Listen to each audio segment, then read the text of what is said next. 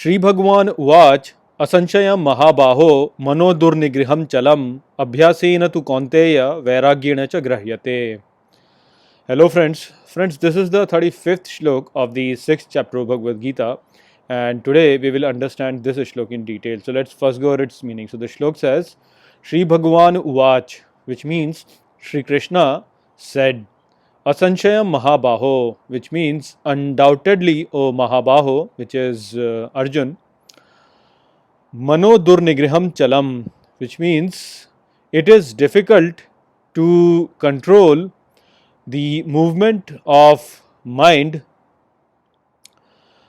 Abhyasena tu Kaunteya, which means but by practice, O Kaunteya, Vairagyena cha grahyate, which means and by dispassion it can be attained.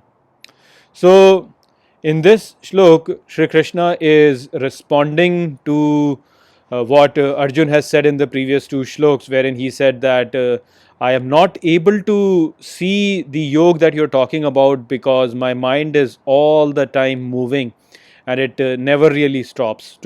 So, with regards to that comment of Arjun, over here, Shri Krishna is saying that indeed what you are saying is right, that the mind keeps on moving all the time and it is very difficult to control it, but with practice and with dispassion one can attain the control over the mind. So over here Shri Krishna is accepting what Arjun has said, that mind is difficult to control, but he says that you can control it if you were to perform practice and if you were to have a dispassionate mindset.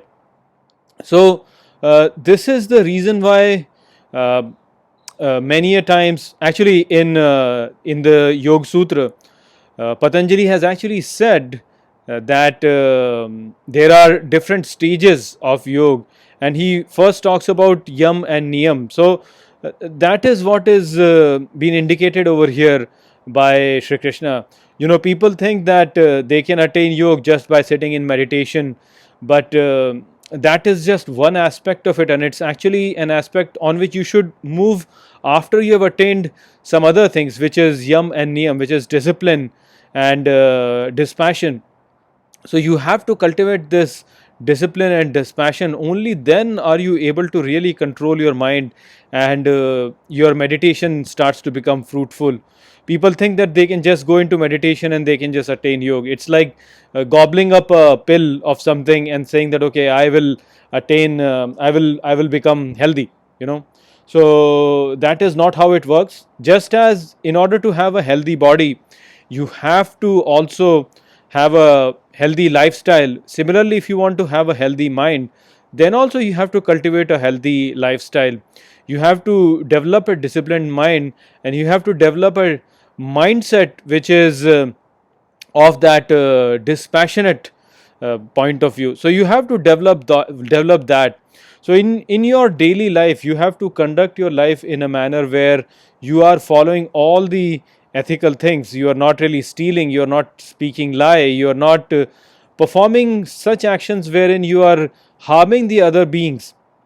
So you have to develop that, and also you have to develop a disciplined lifestyle wherein you get up early in the morning, you perform your meditation every day, you read the spiritual text every day, and you conduct your daily rituals in a very disciplined manner. So those kind of things have to be cultivated. Only then are you really ready to have a disciplined mind which can really see the truth.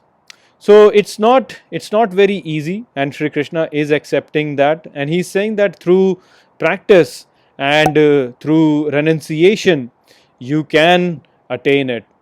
So I hope that I have explained this shlok well to you. With that, I will close this video. I will see you all in the next video. Take care.